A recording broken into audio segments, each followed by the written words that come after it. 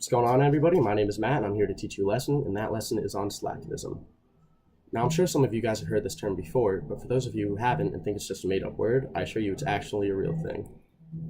With the recent burst in internet usage and the participation in social media sites, people have developed a sense of laziness that is through the roof. People, more or less, would much rather stay inside locked in front of their computer screens than actually go out and do something. This sense of laziness also affects the way that people have evolved in their ways of making a difference in the world, and most people participate in what many call slacktivism. So here's what it means. The Oxford Dictionary defines slacktivism as actions performed through the internet in support of a political or social cause, but are regarded as requiring minimal time or involvement, such as signing an online petition or joining a campaign group on social media sites like Facebook or Twitter. Now that I've told you what slacktivism is, let me show you how it works. Let me explain to you how it works. Currently, the easiest way to reach people's attention is through social media, and that is because everybody uses it. Companies and organizations take to the internet and urge users to show their support for their cause by giving their page a like or share their posts. These forms of support often are as effortless as clicking a mouse and pose minimal and optional costs for those who care to participate. Essentially, these online advocates operate on the thought that the more people their cause reaches, the more engagement we will see. These advocates argue that reaching out to new participants for their token of support is the start of a path to experience deeper engagement from their supporters. Such forms of deeper engagement include attending protests, rallies, and even providing an increase in financial support.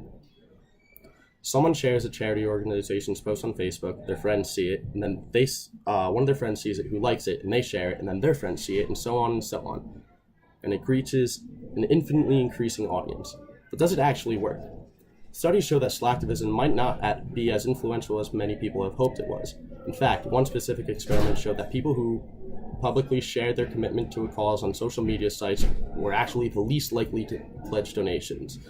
Most of these organizations who experience this are large organizations such as American Red Cross or Home for Our Troops.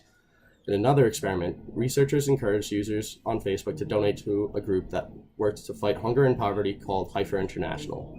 The movement resulted in the cause reaching over 6.4 million people and receiving large amounts of likes and shares on their posts and their Facebook pages, but the group actually only received 30 donations. These, among other studies, would argue that slacktivism doesn't really do all that much. And here's why. While social media might be the best way to reach people and spread the word of the cause, it doesn't guarantee any action in particular. Most people on social media sites use the sites as a free platform to stay connected with their friends and family and to keep updated on social events and news. People do not really use it to facilitate some kind of movement that comes with a cost, whether that be time, effort, or money. Slacktivism is a way people can show they care about public issues, but it also shows that they don't really care that much to actually do something about it.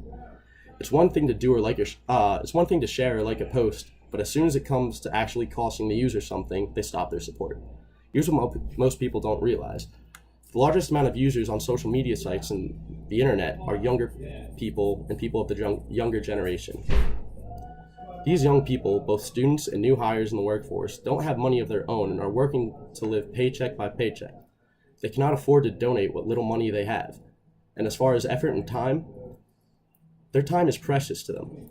They either spend their majority of their day working or in school and look to use their time outside of this to relax and recuperate and have some enjoyment, making time for friends.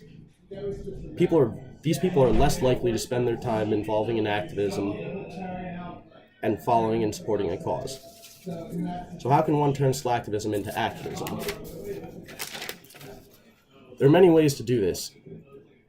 Through the combination of slacktivism and real-life activism, people and organizations can establish and host charitable events to get their supporters to come out, and through the use of social media, information on these events reach countless people, some of which may actually come out.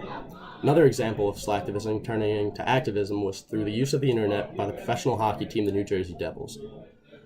Players and staff members would tweet and post on social media sites stating that for every share or like their post receives, they would donate a certain amount of money to a specific cause or charity. Slacktivism is taken for granted most of the time when it can actually be used as a helpful tool to further encourage activism. More people need to start acting on their beliefs and start actually making a difference, and using their slacktivist habits might be the perfect place to start. That's all I have for you guys tonight. Thank you for listening, and I hope you guys have learned something today, and stay tuned for more informational videos. I'm Matt Greco, and goodbye, everybody.